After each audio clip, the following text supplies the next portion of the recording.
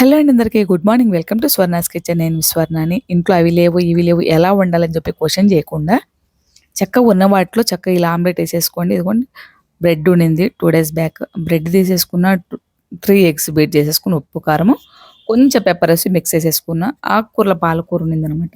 పాలకూర, కొత్తిమీర ఎంత సన్నగా చాప్ చేసుకునే వీలైతే అంత సన్నగా చాప్ చేసుకోండి.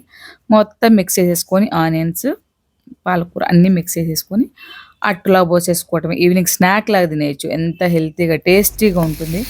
నేను కొంచెం ఆకుకూరలు ఎక్కువ తింటాను కాబట్టి ఎక్కువ వేసుకున్నాను. పిల్లలకైతే 3 గుడ్లకి చక్కగా ఒక పాలకూర కట్ట, ఒక కొత్తిమీర కట్ట వేసేసుకొని మంచిగా వండేసుకోవచ్చండి.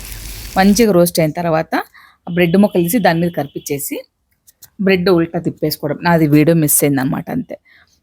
మొత్తం 2 వైపులు కాలిన తర్వాత నీట్గా ఏ పీస్కి ఆ పీస్ కట్ చేసుకొని సర్వ్ చేసేసుకోవడమే. కెచప్తో కానీ ఉత్తిదైనా కూడా బ్రహ్మాండంగా ఉంది. డెఫినెట్గా ట్రై చేయండి. వీడియో నచ్చితే లైక్ చేయండి. మన ఛానల్ ఫస్ట్ టైం చూసినట్లయితే సబ్స్క్రైబ్ చేసుకోవడం మర్చిపోవద్దు. Bye bye.